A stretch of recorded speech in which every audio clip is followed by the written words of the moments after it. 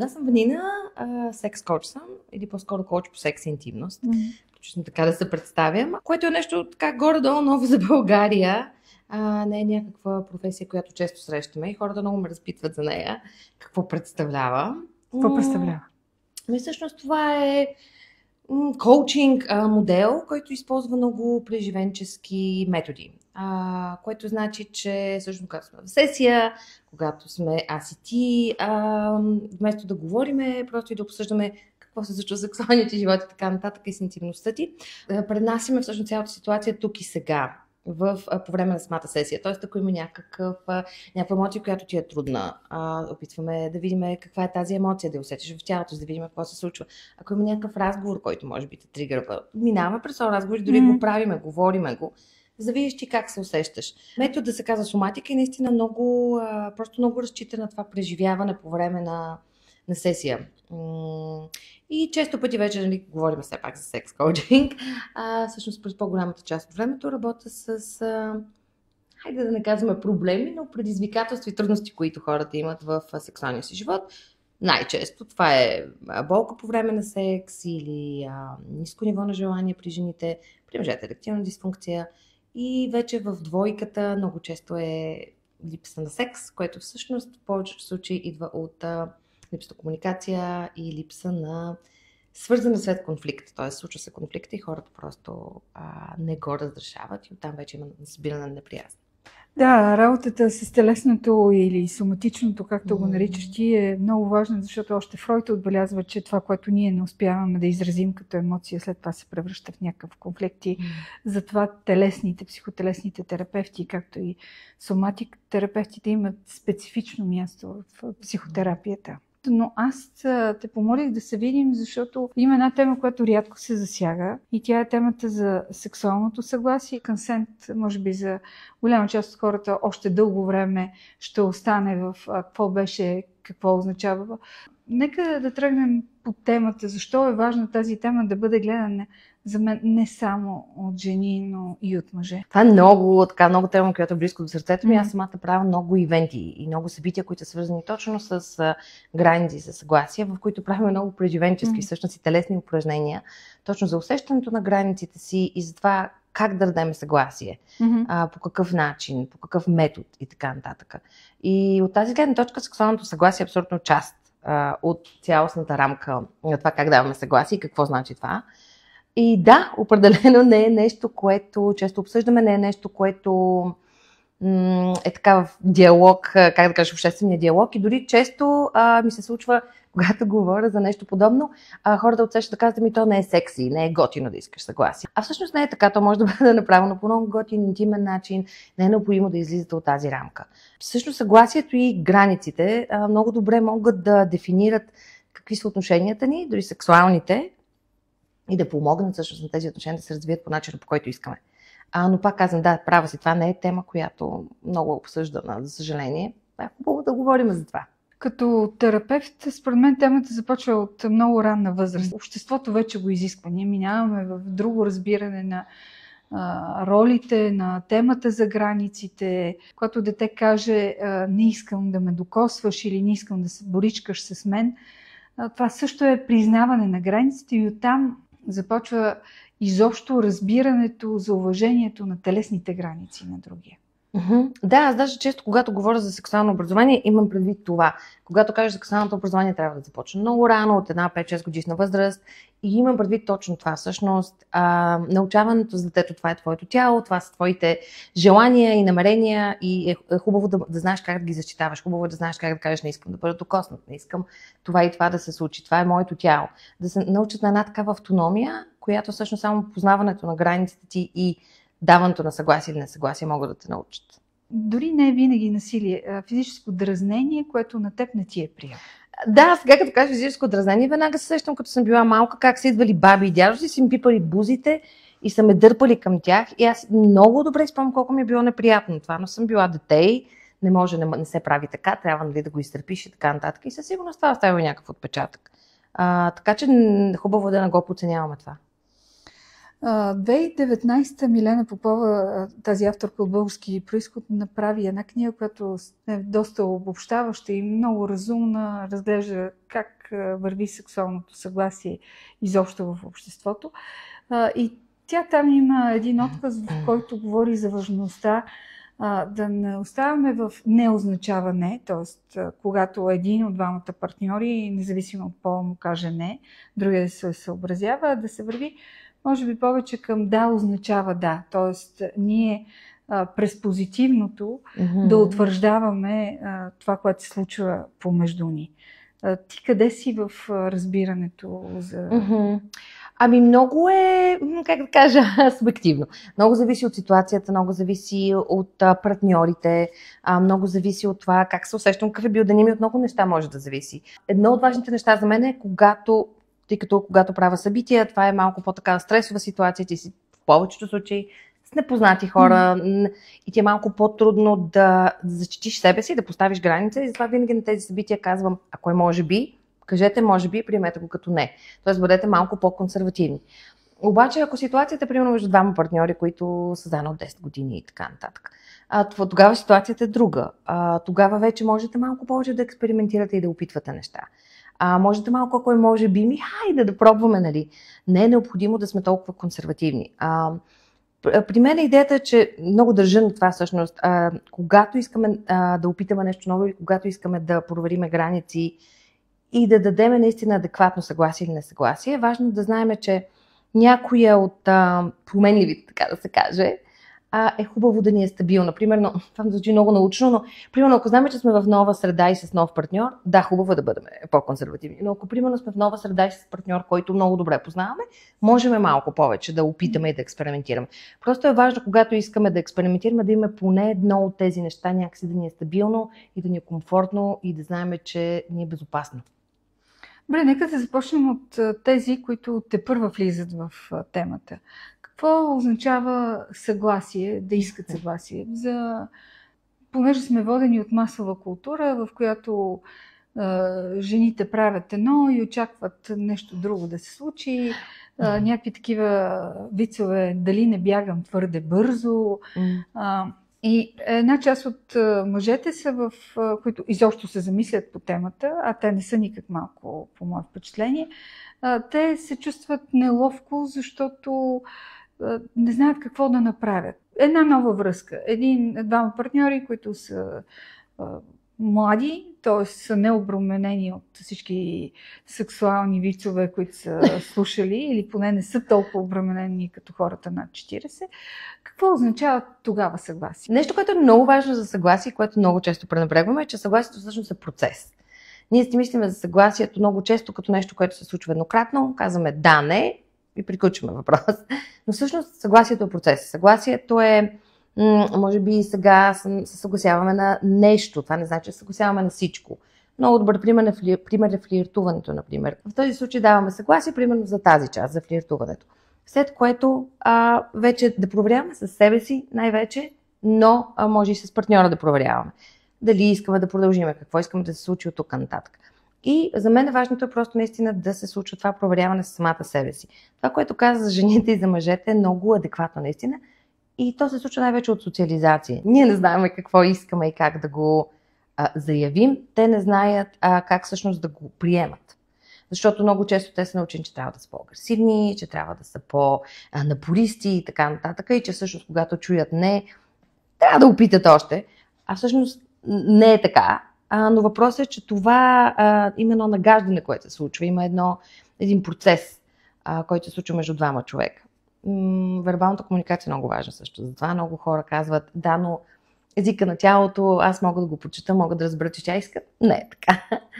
Вербалната комуникация е много важна поради много причини, като започнем от това, че е възможно да има несъответствие на желанието, което значи тялото е готово, примерно, за секс, но аз ментално не съм.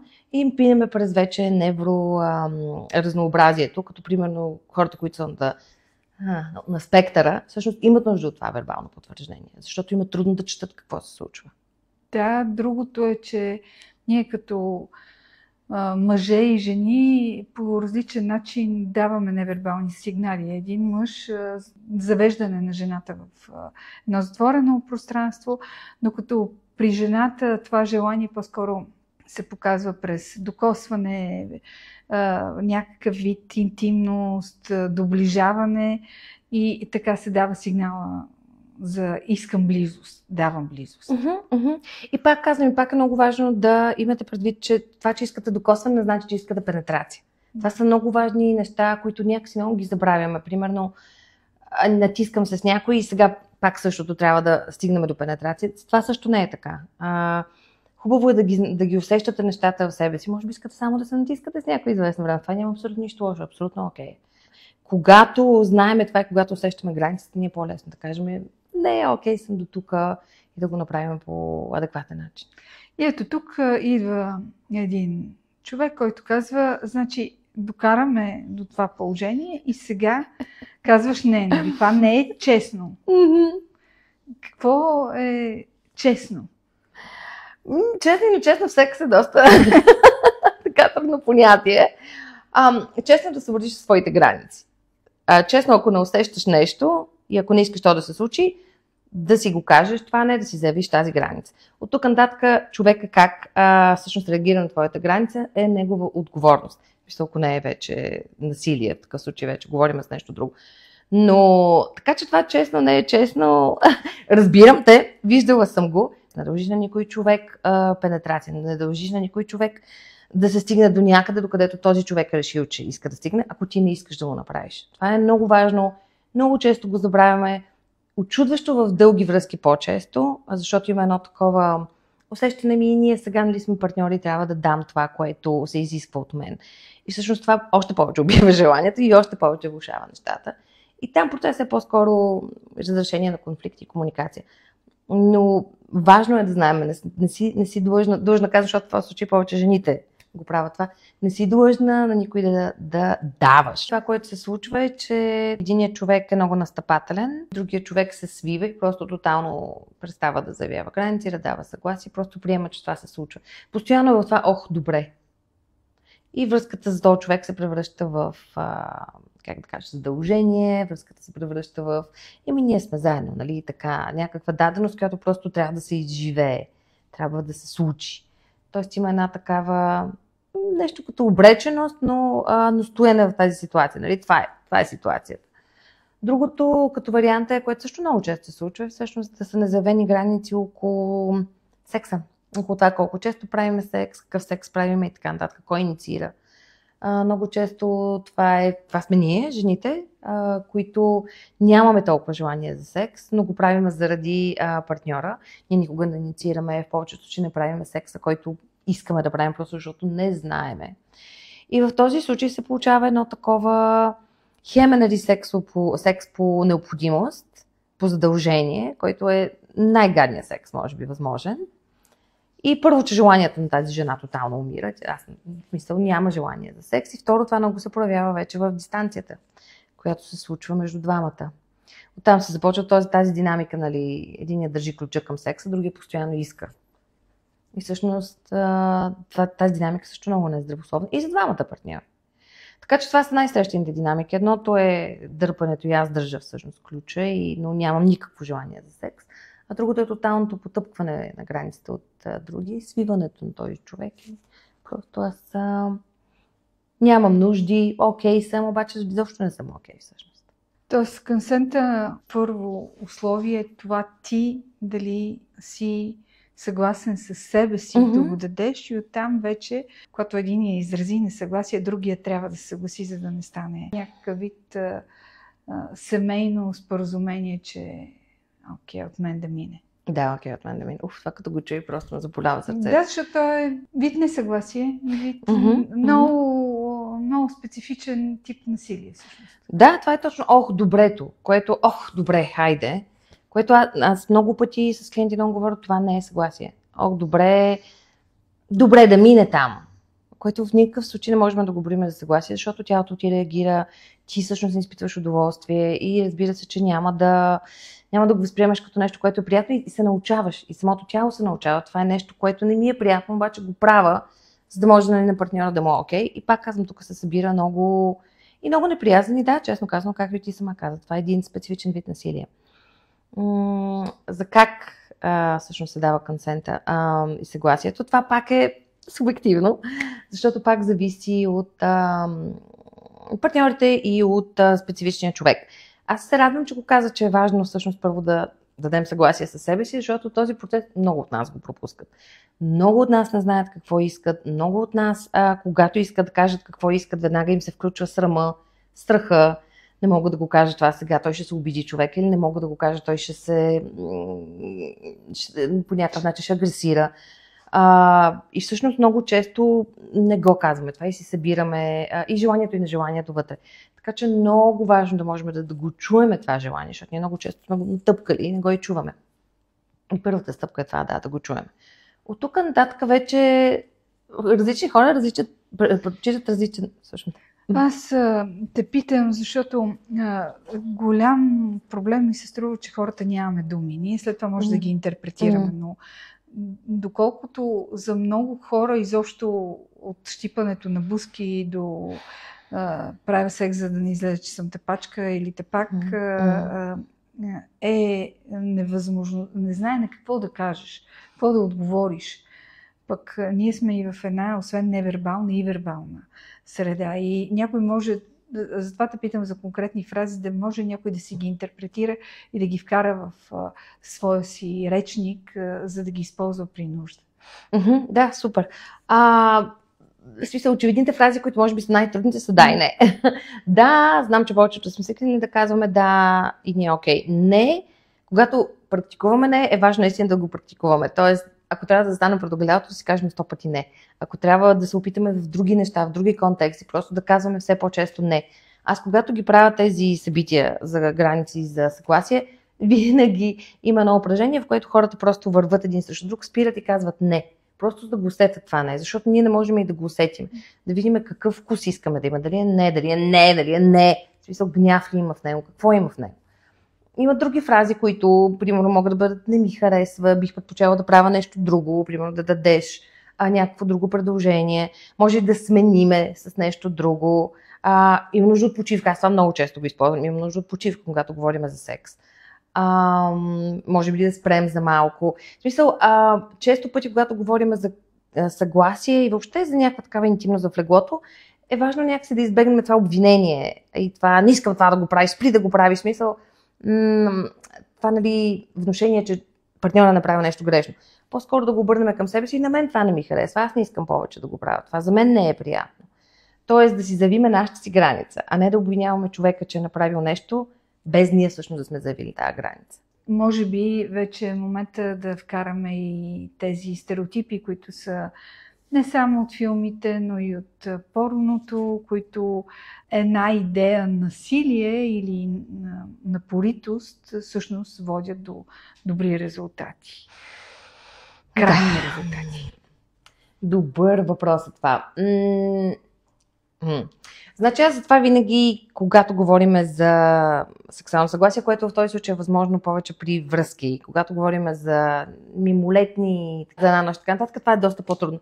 Но е важно този разговор да се случва и извън спалнята, т.е. извън сексуалния контекст. Примерно да има едно разбиране. Когато ти каже това, наистина това е важно, наистина трябва да спреш.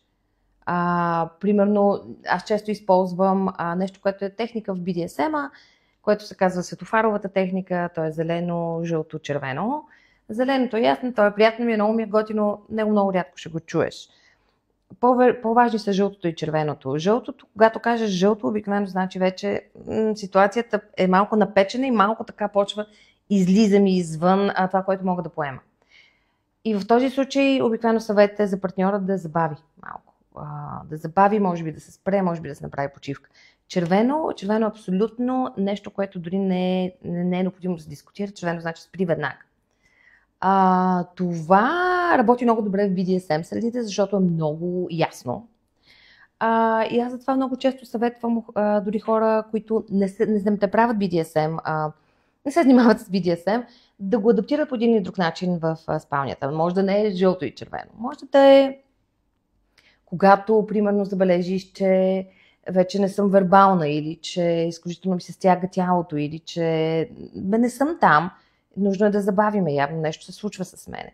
Или когато започна да дишам по някакъв начин, или когато ти кажа нещо специфично, за мен е важно да спрем. Важно е това да се изговори предварително, ако е възможно, не винаги е възможно. Тъй като когато го говорим предварително, не сме, как да кажа, тази сласт, това желание, тази страст още не ни е примесила възприятията и сме доста по-трезви, така да се каже. Така че може да се случи едно такова предварително разбиране. Това според теб за една част хората не убива ли комуникиране? Това е както хората се страхуват от предбрачни договори. Те не са точно предбрачни, но това не е ли като транзакция? Много често. Аз много харесвам договорите, защото те дават яснота. И тогава, когато ние работим с различни културни кодове и различни сексуални кодове, те са много важни, защото си уеднаквяваме понятията. Кога, според теб, едни хора, които са, да речем, Gen Z, е добре да се чуят кой какво мисли по въпроса, преди да са пристъпили към по-голяма интимност или няма нужда за такова нещо? Когато сме един до друг и когато знаем, че ще се случи нещо, важно е да ги изговорим тези неща. Не казвам всичко, всеки детайл, когато се мръдна наляво, това не казвам, но поне да има някаква концепция, някаква идея. То не е необходимо да е такъв страстоубиец, така да се каже, този разговор. Може да бъде много секси, може да бъде, мен ми харесва това, обаче може би не ми харесва толкова много това. Примерно като реагирам по определен начин, значи много се кефа. Обаче, примерно, ако по друг начин реагирам, това може да значи, че трябва да забавиш. Това е разговор, който всъщност може да е много секси, много хора го забравят това, тъй като просто няма практиката да го правим. Но всъщност може да е много секси да го говорите това, дали е по време на вечеря или в къщи, и да малко дори просто да влезнете в този контекст, в еротичния контекст. И наистина да се замислите какви са желанията ми, как искам да давам съгласие и така нататък. Има и друго, че за някои хора този процес ще изглежда по друг начин. Примерно за някои хора за тях ще е важно да дават съгласие на всяка ескалация. Примерно, ако се целуваме, това е едно. Ако тръгнем да се вличаме дрехите, това е друго. Ако стигнем до пенетрация, това е трето. И те ще имат нужда всъщност да дават съгласие на всяка стъпка. За други хора може да е просто генерално съгласие. Целуваме се, отиваме на където отиваме. Аз си знам границите, ще ти кажа не, когато го усетя. Така че вижте кое предпочитате. Обикновено с повече практика на практикуване на граници вече отивате към посоката, аз си знам границите, мога да кажа не, когато реша и очаквам ти да го чуеш. Когато говорим за консент, за секс съгласие, искам да направим едно такова уточнение, че това включва и детайли от типа на с или без презерватив. И ми се струва важно да го кажем, защото тогава, когато говорим за болести, предавани по полов път или риск от забременяване, има разлика. Човек може да е готов за секс, но да не е готов. Той да бъде без предпазни средства. И това е добре да бъде ясно, например, на мъжете. Какъв въпрос е това! Много ми е по сърце този въпрос, защото честно казано, аз в България много се сблъскам с това. Аз преди това съм живяла много дълго време в Щатите, където това някакси не е толкова въпрос на разговор. Не знам, може би където съм била аз, винаги е било секс се прави с презерватив, точка по въпроса. Но тук все ми се налага някакси да преговарям това да се случи, което ме очудва. И за мен е важно, примерно, хората да знаят, че ако искат това да се случи, е хубаво да се направят определени изследвания преди това. Тоест, ако искате да практикувате секс без протекция, ние също му казвам това fluid bonding, което значи свободно обмяна на течности. В такъв случай е хубаво да си направите поне някакви елементарни тестове преди да се случи това. Сексуално предавани инфекции съществуват, те се предават доста лесно, няма нещо странно в това, но не са най-приятното нещо на света, така че е хубаво да се направят тестове. Интересно ми е, аз искам да се върна на нещо, което спомена, понеже го казах 2 пъти и аз се замислих, че аз всъщност не съм го обмисляла толкова много. Това, което каза човека как да чуе. Човек има ли уши да чуе всъщност това несъгласие. Това е интересна гледна точка, тъй като Случва се, права си, а това обикновено не се случва само в секса. Когато се случва в секса, обикновено се случва и на други места във връзката. И тогава вече се случва една динамика, която е много неравна. И всъщност един човек се чувства притиснат. Да. И тогава е важно да се говори за това. Тогава е важно всъщност човека, който е в случая нечут, да започне постепенно наистина да си изказва границите и наистина без страх да го прави това. Защото в много често случаи този човек се свива и всъщност ходи на яйца, на яйчена черупка около другия човек, само и само да не се стигне до скандал, да не се стигне до да не бъде изоставен и така нататък. А е важно всъщност да се направи обратното в тези случаи, да заявиш малко повече себе си, да се опиташ да поставиш граници малко по-конкретно, ако трябва по няколко пъти, ако трябва, т.е. наистина да се малко повече да се опиташ да вземеш пространство и да заявиш себе си в тези отношения. На мен ми се струва, че не е само роля на един човек, но и разговор като този, който водим в момента, защото ние в момента се разместват културни пластове. И какво се случва, когато секс е оръжие във връзката? Това да те накаже да ти каже не. Тогава това какво е? Това не е консент. Това е държане на контрола по този начин. В смисъл, нещо като аз държа контрола, защото аз държа секса и мога да правя каквото искам, по този начин да манипулирам. Да, това не е съгласие, това вече е съвсем отделна категория. Но често се използва секса за такава манипулация. Често е всъщност тази ябълка, която държиме пред партньора, обаче всъщност, аз ще си я взема, ще ти я дам като реша. Ако направиш това и това за мен, можеш. И това вече е отвъд концепцията за консент. Тук дори не говорим за имам ли аз желание или нямам желание. Много пъти се прави въпреки това, че имам желание. И просто се използва като инструмент за манипулация. Да. Това е в повечето случаи се прави, когато единият партньор има по-силно желание за секс, а другия може да контролира желанието, така да кажем. И да, в много случаи е нещо, което правим ние жените, пак казвам, защото сме научени по този начин. Много често това е социализация. За да се направи нещо за тебе, трябва да държиш това и това, секса в този случай, за да имаш някакъв контрол върху партньора си, което е за мен е просто, не знам, ужасяваща концепция, но така сме научени. Това е наистина социализация. Поведението на много мъже през миналия век в момента би било безкрайно недопустимо. Много разбирания за това как жените трябва да се държат, за да не бъдат нападнати, вече са по-различни и едно ново поколение мъже трябва да бъдат обучавани от мъже или жени, които са се държали по един стар начин в едно ново поведение, за да не станат те жертва на собственото си твърде мачистко поведение. Заради това и концепцията за консента, че една жена или един човек, няма нужда да казваме жена, дори един човек може да откаже на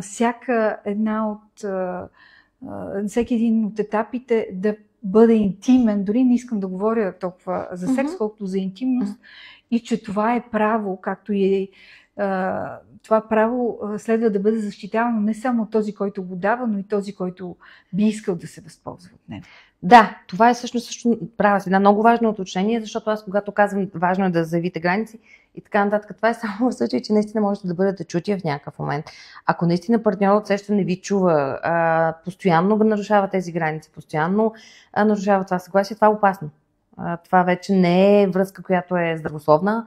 Това вече се превръща в опасна динамика, токсична динамика и в този момент е добре да го регистрирате това и да се погрижите за себе си, както е необходимо. Ако трябва да се махнете, ако трябва просто да... Добре. Да предефинирате връзката. Да, да предефинирате връзката по какъвто и да е възможен начин, който е добър за вас. Ние сме жени и имаме женската гледна точка, живейки на повече места, но нашата гледна точка е формирана от едно общество. Не искам в същото време мъжете да се чувстват нападнати, когато ни слушат, което не е от някаква ултразагриженост, а колкото това те да не изпаднат в отбранителна позиция. Така, аз не го правя, аз всъщност съм много добре. Не, ние не казваме, че си лош или че си гаден, а просто, че този въпрос за границите става все по-голям И все повече мъжете, за да имат качествени, здравословни връзки и да бъдат обичани от партньорите си, ще трябва да променят онази системна разработка в тях, която не е свикнала да отчита жълтото и червеното. И все пак тези мъже живеят и в едно общество, в което жените, възпитани по определен начин и следвайки правилата, дават доста смесени сигнали. Тук какво е твоето мнение? Как тези размествания, тези нови правила всъщност създават шум и неяснота и изведнъж всички се чувстват объркани, защото какво беше съгласие? Ха-ха-ха, дай малко съгласие и... Ами, аз мисля, че тук много говорим за това какво си мислиме, че трябва да направим и как трябва да се държим и как всъщност искаме и можем да се държим по автентичен начин. Така се прави, за да си шармантна, така се прави, за да те хареса някой и така нататък. То сме научили на едни такива игрички, които са точно това, за да можем, нали, по някакъв начин да започнем някакви отношения с някой мъж. При мъжете е същото. Там също това е научено. Научено е, трябва да си агресивен, трябва да натискаш, трябва да тя, ако казва не, да продължаваш да й се обаждаш. По този начин сме научени. Това също е социализация. И когато и всички се приближиме към по-автентичното си, аз какво искам, аджеба? Искам и да му напиша този човек веднага 5 минути след като той ми е написал, вместо да трябва да чакам, не знам, 4 часа, един ден. Да го синна и да го оставя. Смисъл, какво искам аз? Приближаването на тази автентичност всъщност ни приближава и до собствените ни граници. И колкото повече се приближаваме до това, толкова повече можем наистина адекватно да даваме съгласие, да получаваме несъгласие, да разбираме какво искаме и не искаме. Защото това, което каза също за мъжете, е важно от гледна точка на това как получават те съгласие. Защото и при тях има много трябва и аз сега да правя секс, трябва винаги да искам секс, трябва винаги да съм готов. И когато всъщност и те се замислят, всъщност какво искам? Искам ли да правя секс в момента? Може би съм изморен, може би имам нужда малко от целувки, може би не искам да се стига до някакви неща, които в момента нямам желание. И когато усетят всъщност и те своите граници, и те да се научат да дават съгласие, много по-лесно започваш да получаваш съгласие и несъгласие. Много лесно започваш да разбираш, когато някой човек не иска нещо да направи. И да видиш отвъд личното, отвъд това, тя не ме харесва, затова не иска това да се случи, да видиш всъщност, че тя може би не се чувства добре в момента, може би изморена и затова всъщност няма желание това да се случи. Или може би секса не й харесва, може би е добре да говорим за това. Пак казвам, колкото повече се приближаваме до това какво искаме, толкова повече се отдалечаваме от какво трябва да направим и как да се държим и се приближаваме до собствените си желания и граници. Да, това е много силно, което казваш. Защото отново отместваме въпроса към себе си и собственото си тяло и можем да разберем чувствата на другия през това какви са нашите в подобна ситуация, т.е. развиване на емпатията. Макар и не в този вид, който е емпатия, съчувствие към тъжни неща, развивам разбирането как то се случва в другия изобщо. Да, научаваме се да чуваме не по по-друг начин. Когато започнем да казваме не, ние започваме и да чуваме не. И да не се обиждаме, да не реагираме, ами да казваме окей. Човека просто не иска това да се случи в момента. Една друга тема, която е около сферата на съгласието, е разменянето на снимки. Изпращайки собствената си снимка, ти даваш съгласие някой да получи твоята снимка. Но обикновено не даваш съгласие, впоследствие тя да бъде използвана като отмъщение, да бъде показвана на приятели и приятелки. Какво правим с всички тези снимки? По различни изследвания над 70% от тинейджерите или хората в 20-те си имат свои голи снимки в нечий чужд телефон. Това съгласие, какво става с него? Това съгласие много трудно се навигира, тъй като там вече наистина много зависи човека от среща. Много зависи вече от човека, на който го изпращаш. Много зависи от емоциите, които се случват във вашите връзки. Много зависи от това как се разделите. Така че там имаме много по-малко контрол, за съжаление. Ние всъщност предоставяме някаква информация, така да се каже, която седи на този която е вечна едва ли не. Просто ако можем или да сетнем съобщенията така, че да се самоизтриват почти веднага, или да по някакъв начин да се разбереме с човека, който пак не е гаранция, пак казвам, да ползва тези снимки само за лична употреба. Като цяло това е риск, който всички поемаме, знаейки какъв е риска. Или поне ако не знаем какъв е риска, да се информираме. Тук говорим и за групи, които също избухнат тази информация, групи в Телеграм, които споделят такива снимки и така нататък и така нататък. Голяма история всъщност групи, които са от мъже, в които се споделят снимки на бивши мацки тяхни. Отвратително, да. Аз имам клиентки, които това ги притеснява, затова не пращат снимки. Аз това тотално го разбирам.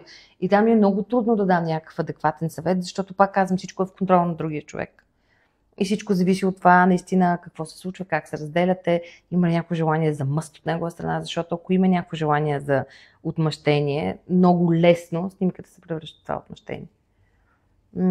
Така че съветът ми тук е по-скоро внимавайте, ако пращате такива снимки, никога не пращате снимки с лице, това е доста важно. И ако имате възможност да някои от таповете, които са за съобщение, можеш всъщност да направиш така, че в момента, в който пратиш съобщението, то да изчезне примерно след една минута, което пак не е гаранция, че този човек няма скриншот. Да. И аз се връщам на темата, как един любопитен млад мъж стои и гледа това видео и си казва, какво правя? Аз съм в заведение. Едно момиче много весело, леко пинало, няколко аперола. Разменяме си инстаграмите. Mm-hmm. Тя по всякакъв начин ми дава сигнали, че ме харесва. Да, ми тази гледна точка, че мъжете също са уязвими от непознаването на темата. Би било добре за тях да знаят, защото не могат да разчитат, че жената, с която са, е наясно със себе си, с вътрешните си граници, изказването на не на първа, втора или трета база. Изобщо не е задължително. Как един мъж би могъл той да бъде инициативен в най-джентълменски и добър смисъл, независимо от възрастта си, за да е сигурен, че след това няма да му бъде приписано чувство на вина? Първо, аз смятам, че когато има някаква употреба на алкохол и така нататък, много трябва да се внимава с граници и с консент и с съгласие, защото обикновено после съжаляваме. И от двете страни, не само от едната. Така че тази ситуация, която ми описа, е супер всъщност добър пример за нещо такова. Много добра идея ми се струва. Утре изобщо не смятам, че беше добра идея. Така че бих казала малко по-бавно нещата да се случват е хубаво. Но това не можем да го спрем в някакви възрасти, часове на нощта. Аз съм го правила да няма, защото аз хубаво сега го говоря тук, нали, на този стол и така нататък, обаче знам, че аз съм го правила това. Как ние помежду си бихме могли да намалим рисковете? Те, че си бихме могли да един мъж, например, би могъл да намали риска той след това да бъде наречен, например, не спазил съгласието, консента на жената. Малкото е хубаво, пак казвам, да се проверява какво се случва. Да се проверява с нея какво се случва. Особено ако, както ти каза, има някаква употреба на алкохол. В смисъл да не е просто хайде да прибираме се и ще правим секс. Може би прибираме се и тя има нужда да си легне, може би няма нужда това да се случи, може би има нужда, пак казвам, само от натискане. Това и за жените е важно да знаем, че когато флиртуваме с някой, това не значи, че трябва да се съгласиме да се прибереме с тях вкъщи. Но за тук говорим вече за някакви по-конкретни и как да кажа, откровенни разговори и отношения. Тоест наистина да се питаме, искаш ли това да се случи, искаш ли това да се случи. И наистина да се питаме, а не да си мислиме, че четем езика на тялото и това, че тя изпива 3 аперола. Пак казвам, това е много опасна ситуация. Може много бързо да прерасне в нещо, което не сме дали пълно съгласие за това. Защото когато има някакъв алкохол, включен на всичките ни падат малко задръжките, мислим, че всичко е чудесно и така нататък и не проверяваме толкова със себе си какво се случва. Затова е хубаво да се проверяваме един друг какво се случва. Окей ли си с това да се случи? Искаш ли да изчакаме? Искаш ли да отидем другаде? Може би да пиеме по кафе или нещо такова. В смисъл, което се случи много безумно, никой няма да го направи, това знам. Обаче, пак казвам, това е потенциално доста опасна ситуация. Кога според теб е редно да бъде започнат разговора за съгласието в областта на интимността? Имаш ли някаква? Колкото възможно по-рано. Значи, трябва да се има предвид, че децата в момента може би гледат порно за първ път между 10 и 11 години. Което е много рано, но да, ти късма каза, те са телефони. Най-често всъщност се случва случайно да се види някакво порно от родител или нещо такова, примерно на компютъра някой нещо е гледал и по този начин да се Затова случи. тук аз искам да кажа, че от моята гледна точка на човек, който изследва интернет, пространството и дигиталните навици, слагането на всевъзможни рестрикции още от много ранна възраст е важно за изобщо за психичното развитие на детето.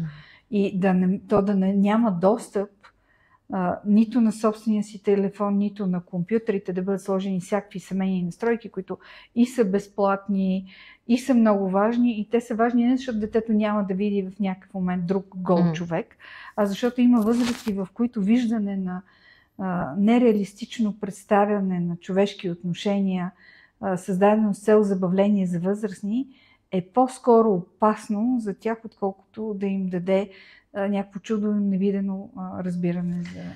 Да, това е доста важно и според мен даже самото образование, което ти каза за относно граници, относно съгласие, е много обвързано с това. Всъщност е важно тази информация те да получат преди да има досег с порното, защото много от тях виждат порното и си представят, както ти сама каза, това е секса. Това е начинът, по който правим секс. Аз наскоро четох едно изследване, в което 14 годишни момичета в Великобритания казаха, че голяма част от тях, може би 40%, казваха, че са били душени по време на секс без да дадат съгласие. Което просто това изречение, това с 14 годишни момичета е брутално. Възможно това трябва да стане на едно 7, 8, 9 години рано. Трябва да е много рано. Аз не казвам да се говори нали, супер експлицитно тук какво се случва и така нататък, ами да се говори наистина за това да усещаме нашите си желания и как всъщност границите ни са по-важни от това, какво искат другите от нас.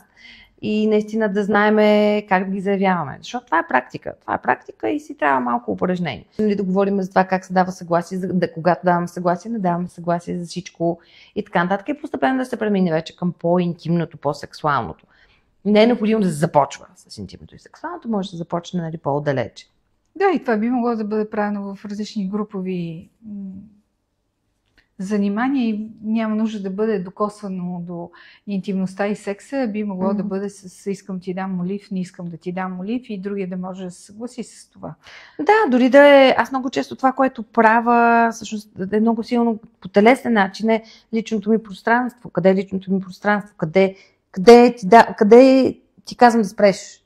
Доколко ти позволявам да се приближиш до мене? Това също е много добро упражнение, защото всъщност ти дава концепцията за колко близко могат да допуснат някой до тях, колко има окей това, доколко нали, са съгласни. И да могат да кажат, не ми е окей, тук искам да спреш. Това казвам, да, това е практика. Даването на съгласие и осъзнаването и казването на границите ни е практика. Да, какво всъщност означава според теб интимно пространство? Лично пространство, което не трябва да бъде нарушавано? Ами то е различно за всеки човек с всеки човек. Кой е момента, в който вече не ми е комфортно и вече започвам да се чувствам тревожно, започвам да се напрягам, започвам да искам да избягам много често или да искам да се защита. Са много хора, пак казвам, това е обвързано с вече като възрасти с различни травми, различни процеси, през които сме минали, но като деца това е по-различно. И пак казвам, за всеки това е различно. Примерно едно дете е много по-лесно ще допусне майка си или баща си близко до тях, отколкото някой не позна. Както и трябва, нали, е хубаво да е. Но това е за мен концепцията за лично пространство. Доколко се чувствам окей с тялото си, с усещанията и с емоциите си, някой друг да бъде в моето си балонче. Доколко ми е голям балона за различния човек, в различната ситуация, в различния контекст. При какви ситуации ти си се чувства помагаща и разрешаваща добре ситуации, например в двойка или с отделен човек, които имат отношение към нашата тема за консента. Да. За да могат и хората да си представят и важността на темата за консента, когато говорим за интимност. Ами много често всъщност ето при мен двойки, които един партнер точно в добрето, аз просто така му казвам, защото това е едно постоянно състояние на ще правим каквото кажеш, само остави на мира. А другия партньор е постоянно в искащото. Искам това да правим, искам това, искам секс, искам интимност, искам, ти не ми даваш достатъчно и аз искам, ти само добре. И това е една такава постоянна незадоволителност и на двата партньора, защото искащия партньор не получава ентусиазъм. Партньора, който му го дава и всъщност го няма това удоволствие. Пък човека, който просто дава, е тотално, нали, вече изтощен от този процес. Да, всички познаваме такива двойки. Да, да. Това е много така динамика, която е много силна и много трудно се излиза от нея. И аз всъщност често пъти се налага да ги виждам хората отделно, защото просто не могат да искаш, че партньора толкова напорист, че често партньора, който е в ситуацията да се примири и да дава, не може да си изкаже, не може да вземе пространството, не може да обясни какво се случва с него. Така че това е, може би, най-често срещаната динамика, да е в такива случаи обикновено разделям хората и работя всъщност повече с човека, който е в ситуацията на добре, само да правим каквото. Защото там може много да се работи с граници и с заявяване на себе си. А другия партньор, в този случай е хубаво да се работи с емпатията на този партньор, с разбирането и с разочарованието. Защото там има много разочарование обикновено. Да, той няма да ми, или тя няма да ми даде това, по което аз искам, по начина, по който го искам, колкото и да напирам и да искам. И има много работа там с разочарованието. Окей, нуждите ми няма да са покрити по този начин, по който аз искам. Какво правим? Мога ли да живея с тази емоция? Или не мога, защото понякога някои хора не могат. Какво правим тогава, когато единият партньор е с неяснота в себе си, а другия не е психотерапевт, за да може да прочете тази неяснота? Това с не е психотерапевт може би беше добро вметване, защото аз ще дам пример аз какво правя, но може би не е най-добрият пример това. Не, кажи и ти какво правиш, защото все пак надграждането, което имаш през обучение и практика, то ти дава уникално разбиране, от което ние можем да се получим. Да, тук има един елемент, който наистина малко го пропуснахме, е всъщност човека, който получава това съгласие, неговата сигурност и безопасност също. Защото ние говорим много за човека, който е попитан, нали, да си представим, инициираме секс, този, който го инициира е партньор 1, този, който дава съгласието е партньор 2. Тоест ние много говорим за партньор 2, нали, да знам границите си, искам ли това да се случи и така нататък. Обаче не говорим толкова този, който инициира всъщност. Какво става с него, с този човек, с тази безопасност, която искаме да имаме. И в много случаи, аз ще го дам моя пример, тъй като аз занимавам се с BDSM, когато искам нещо да инициирам с някой, провеждаме разговор. И ако този човек отсреща ми каже, аз съм окей с всичко, просто прави, нали, каквото ти искаш, за мен това е огромен червен флаг. И аз казвам, окей, не. Защото трябва аз да се погрижа за своята безопасност. По това имам предвид, искам да имам конкретика, искам да знам какво ти харесва, какво не ти харесва, как ще ми дадеш сигнал, че нещо не ти харесва, дали ще е вербален, дали ще е невербален. Искам да знам по какъв начин ти даваш съгласие, т.е. искаш и на всяка ескалация да те питам, искаш и генерално да се съгласиш, за да правим нещо и оттам, може би да проверявам от време на време. Има ли някакъв начин да разбера, че без вербално ти да ми казваш, че не си тук, че се дисоциираш, примерно ако замръзнеш, ако нещо се случва с тялото ти. За мен това са много важни неща, за да мога аз наистина да се отпусна в тези отношения. Когато говорим за не BDSM секс, не е необходимо, нали, всичко това да е ясно, но поне до някъде за мен е важно да ги знам тези неща. Аз вода някакъв разговор все пак с партньора си, примерно, има вербална комуникация там, какво се случва, какво не ти харесва, по какъв начин да знам, че нещо не ти харесва. И когато се съмнявам, че нещо не е окей, питам. Значи това е толкова чуждо някак си, не знам, в нашето общество, как така ще питам. Питаш. Когато има някаква реакция, която ти това са хареса, не му какво се случва, питайте. Питайте, това харесва ли ти? Не е необходимо това да разруши еротичния контекст. Може да бъде секси, може да е готино. Това харесва ли ти? Искаш и нещо друго да направим? Искаш и да сме на... Тази вербална комуникация е важна за човека, който е инициирал също. За да му даде безопасност на този човек. Да, безопасността и на този, който е по-въвлечен, не по-въвлечен, който е инициирал контакт. Да. И това може да бъде и жена, и мъж. Да, затова казвам партньора просто, който е инициирал. И това също е напомняне и за другия партньор да провери със себе си. Харесва ли ми това? Може да не ми харесва. Защото толкова често забравяме. Толкова често забравяме, особено по време на секс. Понякога си казваме, айде, нали, да свърши, че да сме доволни всички и така нататък. И тотално забравяме, че това все пак е нещо, което е приятно, нещо, което трябва да ни свързва. И не се сещаме да кажем, бе, чакай, спри. Това звучи като вълшебна фраза. Да, защото за мен да бъде практическо е важен елемент, да имаме думи, с които да казваме, защото когато нямаме думи, не знаем какво да правим. Иначе теоретично след можем да разтягаме лукуми доста дълго време от античността. Можем да вкараме няколко феминистки, които са... И те биха били важен. Такъв разговор би бил важен. Но подготовката и разбирането е в това ние да имаме инструментите. Защото ако едно дете или един възрастен не знае да каже добър ден, му е трудно да започне разговор, защото има фрази, които откриват разговора и фрази, които затварят разговорите.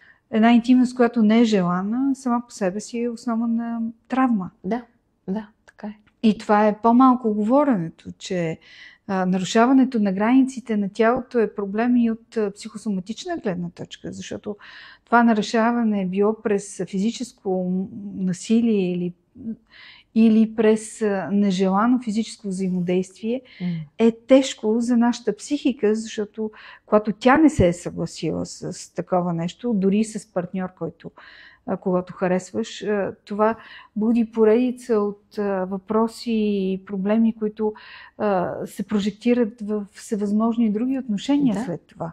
И за това съгласието е важно не само за този, който го дава, но и за този, който го взима, за да може да върви връзката и партньорството, дори да е кратко, дори да е в рамките на часове, дни или месеци, то да върви през призмата на уважението и себеуважението.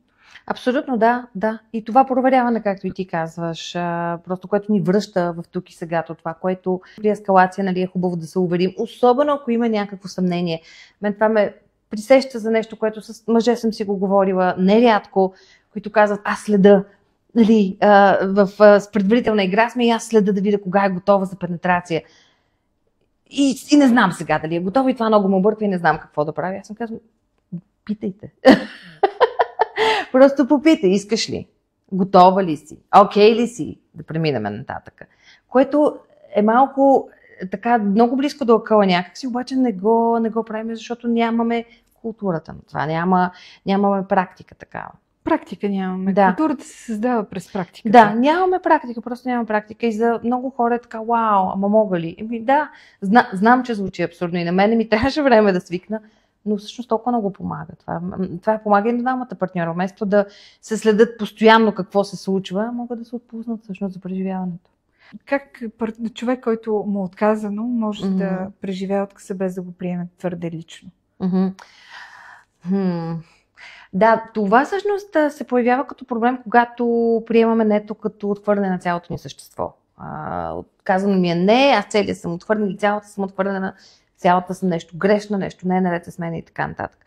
Така че това става по-скоро пак с практиката и с разбирането, че когато е казано не на това конкретно нещо. Казано е не на не ми се яде това, не ми се пие кафе, не искам в момента да правим секс. Това не значи не искам никога да ме докосваш, не те харесвам, не ми е приятно с теб. Нищо от това не значи. Ти не ставаш за нищо. Да. Знам, че тези неща ги чуваме в главата си и това се случва през това време, но не е това. Реално е казано не на за конкретната активност, да кажем. Ако ще ни помогне, можем да говорим за това с партньора. Можем да изискаме по-специфично не. Примерно, не ми се прави това и това и това. Да видим какво ще ни помогне. Да го чуеме като нещо, което всъщност е по-скоро в партньора и по-малко в нас. Защото нетата, 90% от случаите са всъщност свързани с какво аз усещам в момента. Не са свързани толкова с тебе конкретно. Изморена съм, не ми е секси.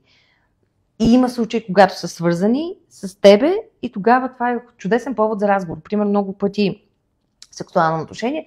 Нето е защото не се чувствам желана от тебе. Не защото не прекарваме качествено време заедно. Не защото съм ти ядосан, че не изми чиниите. Обаче това не значи не, нали, и точка. Ами кажете го защо. Кажете защо е това не. Минете през тази комуникация, минете през този конфликт. Защото този конфликт всъщност се дълбочава отношенията. Може и не, защото не знам защо, но не. Да, това е абсолютно не легитимно. Не ми е момента. Да, абсолютно легитимно не е това. Не е необходимо винаги да има причина, да.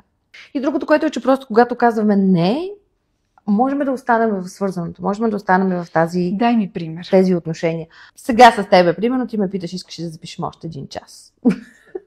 И аз ти казвам, не искам. Ще се радвам да пием кафе, примерно. Ще се радвам да направим нещо друго за половин час.